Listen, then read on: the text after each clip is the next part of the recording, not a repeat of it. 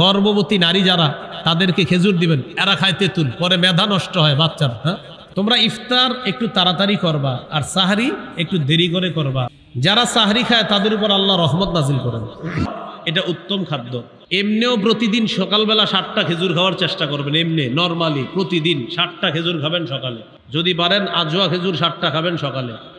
লা ইয়াদুররুহু সুম্মুন, আজোয়া খেজুর যদি 7টা খান, বিষও যদি আপনার পেটে কেউ দেয়, বিষও আপনার ক্ষতি করবে না।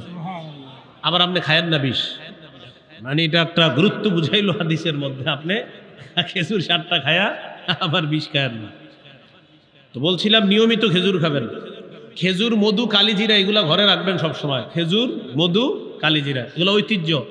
বাচ্চাকে যতটুকু পারেন নিয়মিত একটু একটু খেজুর খাওয়াবেন সন্তানদেরকে। মেধা বাড়বে, মেধা ভালো থাকবে। আল্লাহ আমাদেরকে কথাগুলা মনে রাখার তৌফিক দান করেন। গর্ভবতী স্ত্রীকে খেজুর খাইতে দিবেন। দেখেন ঈসা আলাইহিস সালাতু ওয়াস সালামের আম্মা মারিয়াম, তিনি যখন গর্ভবতী হলেন, আল্লাহ তাআলা তাকে এক গাছের নিচে বসায়া দিলেন। বললেন, তুমি এখান থেকে পানি পান করবা আর গাছের খেজুর খাইবা। বলেন তো আল্লাহ কোন খাদ্যটা নির্বাচন করেছেন? খেজুর। তাহলে খেজুর কত খাদ্য ছিল, কিন্তু আল্লাহ কোন খাদ্য নির্বাচন করছে? খেজুর। এখান থেকে বোঝা যায় গর্ভবতী নারী যারা তাদেরকে খেজুর দিবেন, এরা খায় তেঁতুল, পরে মেধা নষ্ট হয় বাচ্চার। হ্যাঁ, তেঁতুল খাইলে তো মেধাই নষ্ট হবে। খাবেন খেজুর, মেধা বাড়বে। সন্তান আপনার স্ত্রীর পেটে থাকলে তেঁতুল খাইতে দিবেন না, খেজুর খাইতে দিবেন।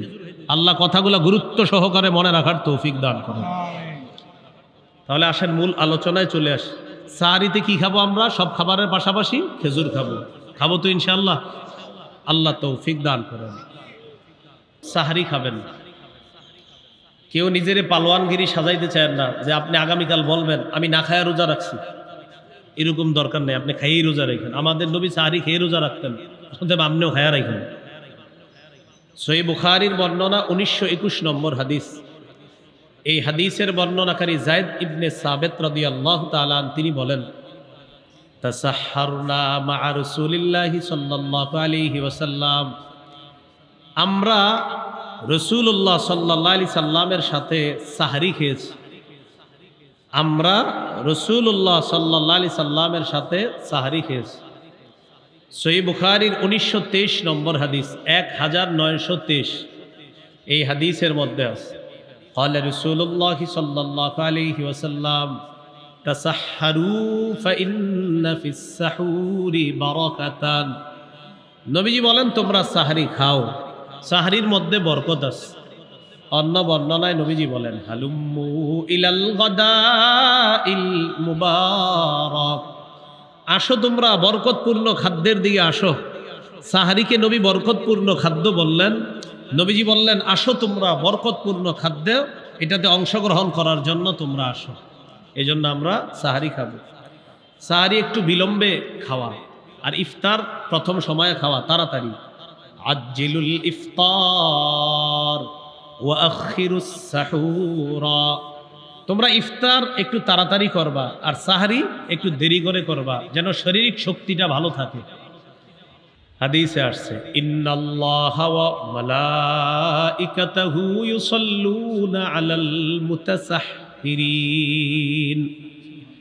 যারা সাহরি খায় তাদের উপর আল্লাহ রহমত নাজিল করেন। ফেরেশতারা তাদের জন্য আল্লাহর কাছে দোয়া করে, আল্লাহ যারা সাহরি খাইতে এখন সাহরি খাবে তাদেরকে আপনি মাফ করেন, তাদেরকে মাফ করেন, তাদেরকে মাফ করেন। সাহরি খাওয়ার পর রোজা শুরু হয়ে গেল আপনার একটু পরে, মানে সাহরির সময় শেষ হলে আপনার রোজা শুরু হয়ে যাবে। এখানে একটা বিষয় মনে রাখবেন, সাহরি খাওয়ার পর যদি দেখেন এখনো আধা ঘন্টা সময় আছে, ওই সময়ও তাহাজ্জুদ পড়তে পারবেন।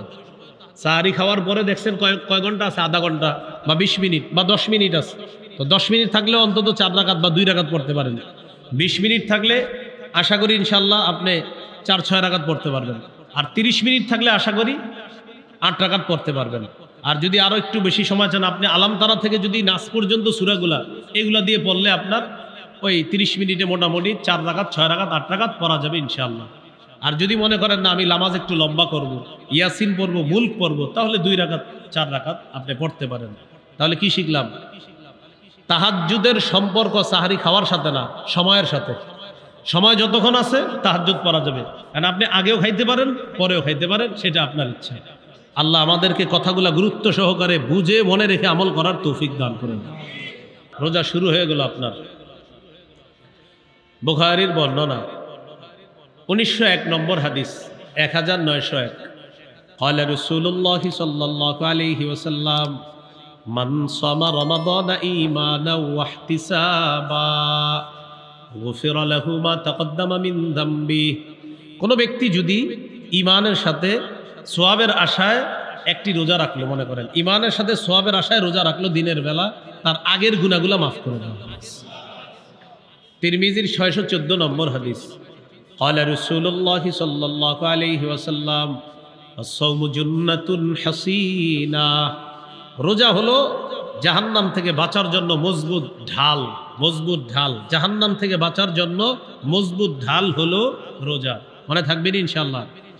ভাই আপনাদেরকে একটা কথা বলি, তিরমিজির 723 নম্বর হাদিসে আসছে, কেউ যদি ইচ্ছাকৃতভাবে একটা রোজা ভেঙে ফেলে, ইচ্ছাকৃতভাবে একটা রোজা রাখলো না, সে যদি সারা জীবনও রোজা রাখে ওই একটার মতো হবে না। যদিও কাফারা 60টা রোজা, কিন্তু আপনি রাখলেন 60টা মনে করেন, কিন্তু নবীজি বলেন এটা তো একটা নিয়ম, এটা নিয়ম করা হলো যে একটা কাফারা, যে মোটামুটি তোমার একটা পানিশমেন্ট, এটা কাফারা পানিশমেন্ট, মানে এটা একটা তোমার কাফারা হয়ে গেল। কিন্তু একটা ব্যক্তি যদি একটা রোজা ইচ্ছাকৃতভাবে ভাঙে, যে না রাখে, সারা জীবনের রোজাও যদি সে রাখে, যোগের পর যোগ রোজা রাখবে, একটার ঘাটতি পূরণ হয় না।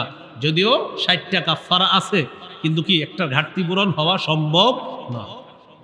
এই জন্য রোজা কেউ ভাঙেন না, আল্লাহর হস্তে কেউ রোজা ভাঙবো না, বলেন ইনশাআল্লাহ।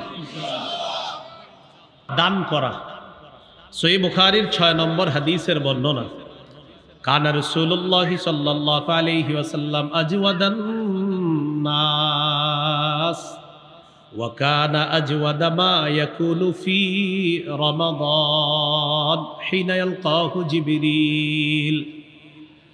এই পৃথিবীতে যত মানুষ আছে সব মানুষের মধ্যে সর্বশ্রেষ্ঠ দানশীল ছিলেন মুহাম্মদ সাল্লাল্লাহু আলাইহি ওয়াসাল্লাম।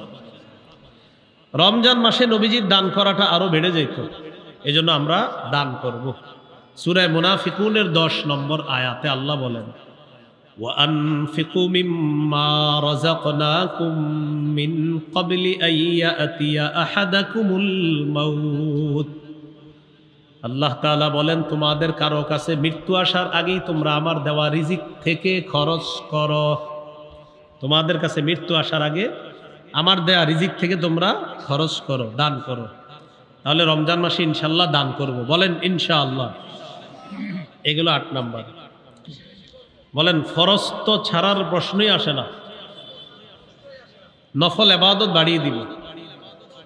তাহলে রমজান মাসে ফরজ তো ছাড়ার প্রশ্নই আসে না, নফল ইবাদত কি করব? বাড়িয়ে দিব। করব তো ইনশাআল্লাহ। আবু দাউদের 864 নম্বর হাদিস, এই হাদিসের মধ্যে আছে, قال رسول الله صلى الله عليه وسلم إن أول ما يحاسب الناس به يوم القيامة من أعمالهم الصلاة। কিয়ামতের ময়দানে, কিয়ামতের দিন মানুষের আমলের মধ্যে সর্বপ্রথম হিসাব হবে নামাজের। কিয়ামতের দিন মানুষের আমলের মধ্যে সর্বপ্রথম হিসাব হবে নামাজের। আর বান্দার হকের ক্ষেত্রে সর্বপ্রথম হিসাব হবে রক্তের। আমি ওনারে একটা ঘুষি মারছি, এটা বান্দার হক নষ্ট করা। আমি তার রক্তপাত ঘটাইছি, এটা বান্দার হক নষ্ট করা।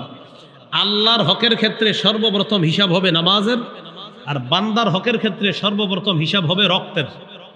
ভাই, আল্লাহর হকের ক্ষেত্রে সর্বপ্রথম হিসাব হবে নামাজের, আর বান্দার হকের ক্ষেত্রে সর্বপ্রথম হিসাব হবে রক্তের। একজন আরেকজনের রক্তপাত ঘটাইছে অন্যায়ভাবে, এটার হিসাব হবে। তো যাই হোক, কিয়ামতের ময়দানে সর্বপ্রথম আমলের মধ্যে নামাজের হিসাব হবে। তো নামাজের হিসাব যখন হবে, ফাইন কানাত তাম্মা কুতিবাত লাহু তাম্মা। নামাজ যদি পরিপূর্ণ হয় তাহলে লেখা হবে পরিপূর্ণ। সুবহানাল্লাহ।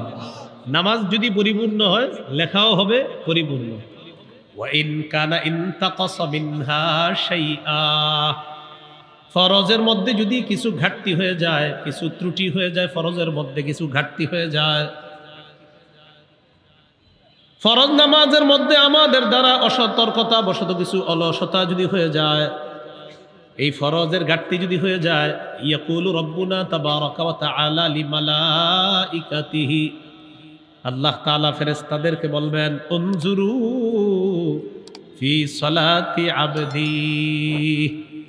আল্লাহ ফেরেশতাদেরকে বলবেন আমার বান্দার নামাজগুলোর প্রতি একটু লক্ষ্য করো, দেখো তো আমার বান্দার নামাজের মধ্যে নফল ইবাদত কেমন আছে, এগুলো একটু দেখো। আতিম্মু ফরিদাতাহু মিন তাতাব্বুইহি, তার নফলের মাধ্যমে ফরজের ঘাটতি পূরণ করে দাও। তাহলে রমজান মাসে নফল ইবাদতের মাত্রা বাড়িয়ে দিব, বলেন ইনশাআল্লাহ।